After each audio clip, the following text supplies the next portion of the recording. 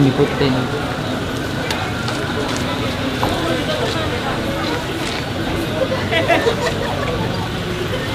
Ini asli nih.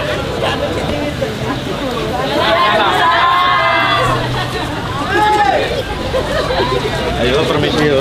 Ayo permisi. Permisi. Ala Muhammad.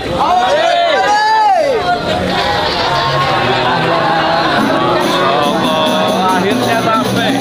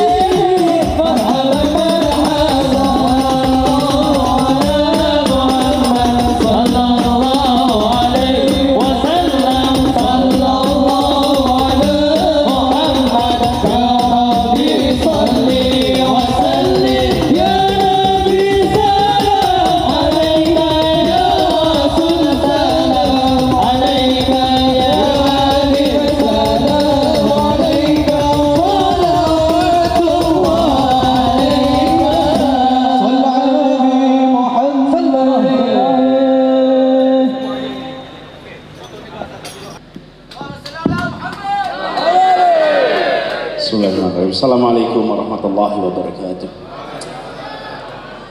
Alhamdulillah, alhamdulillahilladzi arsala rasulahu bil huda wa dinil haqq liyudhhirahu 'ala dini kullihi wa kafa billahi shahida. Asyhadu an la ilaha illallah wa asyhadu anna Muhammadan abduhu wa rasuluh. Allahumma shalli wa sallim wa barik alaihi. Allahumma shalli ala sayyidina Muhammad wa ala alihi wa ashabihi ajma'in. Rabbi shrah li sadri wa yassir li amri wahlul 'uqdatam min lisani yafqahu qawli. Yang saya muliakan, yang saya hormati, yang kita teladani, yang saya cintai karena Allah, para habib, para alim, para guru, para bini sepuh yang Masya Allah pada malam hari ini kita mendapatkan keberkahan atas kehadirannya. Insya Allah mereka semua dipanjangkan umurnya, dimudahkan dalam semua kegiatan dakwahnya. Khususon Kiai Haji Munif Ma'ruf, pimpinan Pondok Pesantren Anwarul Maliki, dan juga yang hadir bersama kita Habib Soleh dan para habaib sekalian, Kiai Haji Wafi Maimun Zubair, juga di samping saya yang memimpin tadi Kiai Nasir Mansur, dan banyak lagi, mohon izin tidak bisa menyebut semua satu persatu, Kiai Ali Karor dari Sampang, dan semua saja. Mohon izin saya berdiri mendepani para kiai semua. Alhamdulillah kaping sepisan kula badhe ngaturaken syukur alhamdulillah. Kula bersyukur sonten niki saged silaturahmi kalih panjenengan sedaya. Insyaallah silaturahmi niki membawa keberkahan. Dados Kiai Munif kinten-kinten Ramadan deh, ya Munif.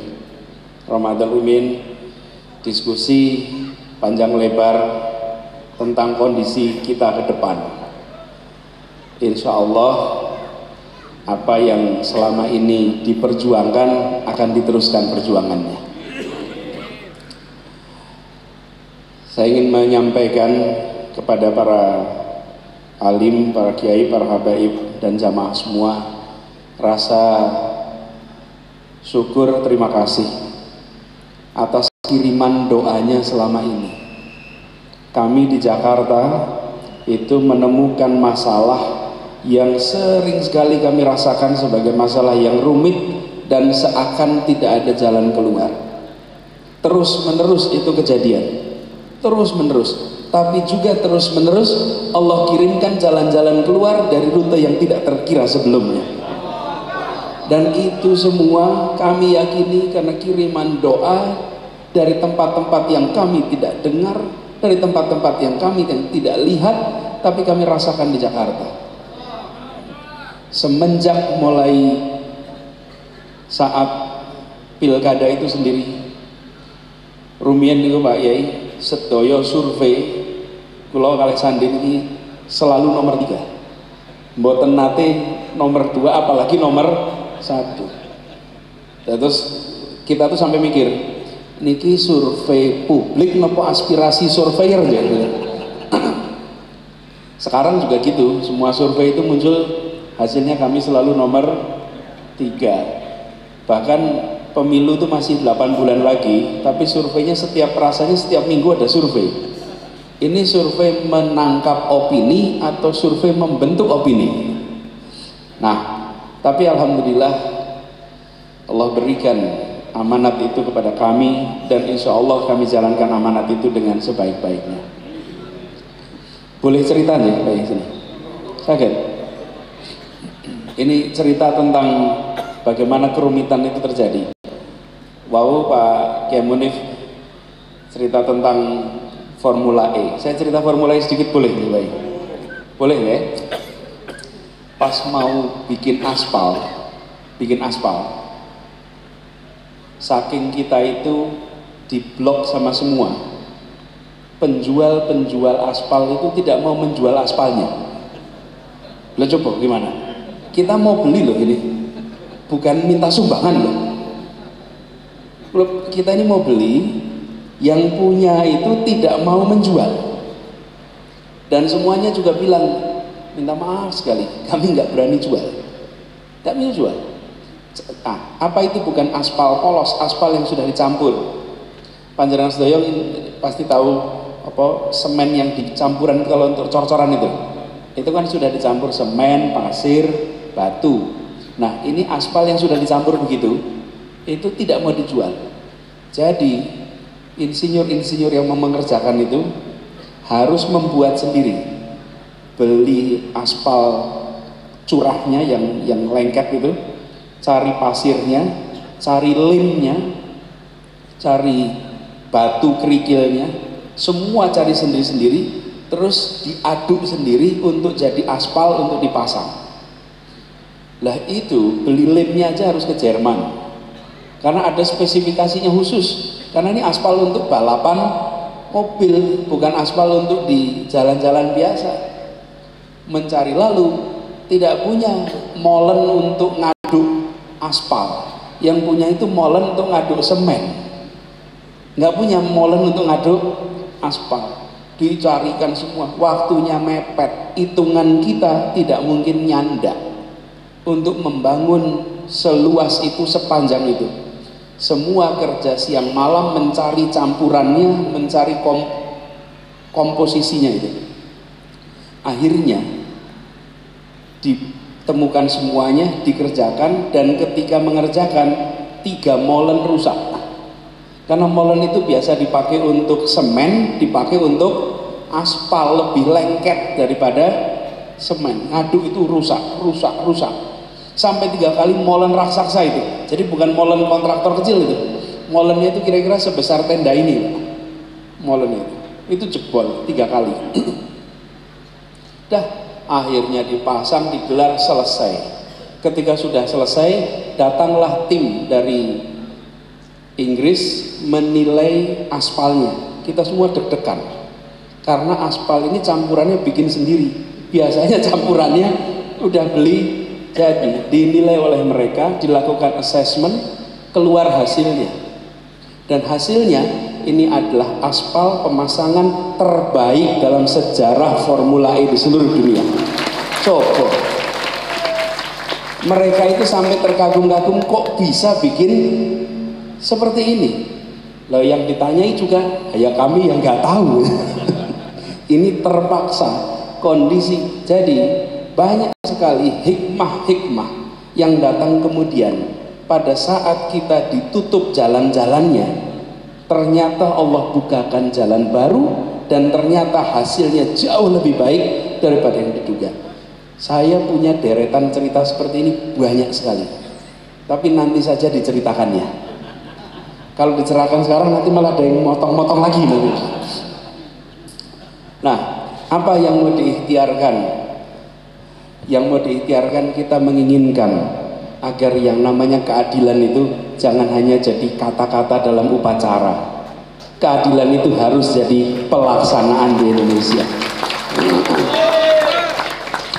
Mosok adil itu kok hanya dalam kata-kata, dan adil itu dalam semua urusan.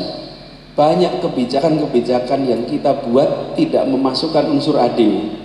Saya keliling ketemu dengan petani-petani. Itu kalau ngobrol dengan petani, para kiai, para ulama, para habaib dan jamaah sekalian, petani itu umurnya sudah puluhan tahun bekerja, nanam dari mulai benih sampai dirawat, dirabuk, terus diairi sampai jadi. Selama berpuluh tahun petani-petani itu tidak bisa nabung.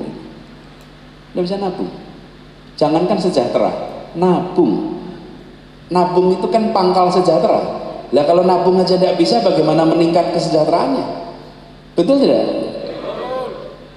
Berasnya sampai di kita, kita nikmati berasnya, kita syukuri, tapi mereka yang bekerja membuat beras itu hadir di meja-meja makan kita tidak pernah merasakan kesejahteraan. Nah, tapi karena ini sudah terlalu lama, sehingga banyak yang tidak merasa itu masalah. Kalau ngobrol kali petani, pripun kabar, wah jadi susah ceritanya. Tapi ketika ditanya, nerimoin pandum, Mbak. Menerima ini sebagai sebuah kenyataan, bukan diterima sebagai masalah. Saya beri contoh. Kalau di rumah panjenengan banyak barang-barang yang berantakan, tidak ditata, tidak rapi, tapi tidak pernah diperbaiki, lama-lama panjenengan akan merasa itu biasa, bukan masalah. Nanti kalau ada orang tamu datang ke rumah, lihat ini kok barang-barangnya berantakan, ini kok tidak rapi, baru nanti merasa, oh iya ya tidak rapi. Tapi karena sudah lama sekali dianggap sebagai hal yang biasa, sehingga yang namanya petani hidup susah itu biasa. Ini bukan hanya petani, ya peternak, ya yang jadi nelayan, dan ini adalah umat kita. Karena itulah kita harus mengikhtiarkan namanya adil itu di dalam langkah-langkah yang nyata. Mohon doanya ini bisa terlaksana. Dan keadilan itu saya sering gambarkan seperti ini, Bapak. Kalau kita ketemu jamaah, itu sering jamaah rame-rame rebutan selfie. Rebutan selfie, betul nggak Pak? Mau selfie, panis selfie, panis, rame-rame selfie. Itu pas lagi uyuan selfie, nanti terus ada yang bilang, sudah, Pak Anies sudah capek, Pak Anies sudah capek. Saya perhatikan yang bilang itu yang sudah selfie. Iya, nggak ada yang bilang itu yang belum selfie. Yang bilang udah yang selfie. Banyak dari kita dulunya hidupnya susah, ketika sekarang sudah makmur, lupa sama yang masih susah. Betul nggak ya? Iya, dulunya ikut rebutan selfie. Begitu sudah dapat, sudah, saya sudah dapat toh. Lalu bilang sudah ya, sudah. Nggak boleh. Republik ini ya seperti itu. Kita harus mengikhtiarkan semua dapat kesempatan yang sama. Insya Allah dengan begitu maka yang namanya adil itu betul-betul bisa kita wujudkan. Perjuangannya besar, tapi insya Allah tidak berat. Tidak berat. Berat ringan ini soal ridho dari Allah. Bila kita dapat ridhonya yang besar itu jadi ringan. Karena itu mohon para kiai, para habaib doakan agar perjalanan ini menjadi perjalanan yang diringankan, menjadi perjalanan yang dimudahkan, menjadi perjalanan yang selalu didekatkan dengan amanah, didekatkan dengan istiqomah, didekatkan dengan ikhlas, sehingga bisa membawa kita semua sama-sama untuk membuat bangsa ini, negeri ini, kalau bahasa Jawa gemah ripah loh jinawi baldatun toyibatun warobun ghafur. Mbok menawi makaten Pak Yai kang saged kula aturaken, kurang lebihnya mohon dimaafkan. Wallahu muwaffiq ila aqwamit thoriq. Assalamualaikum warahmatullahi wabarakatuh.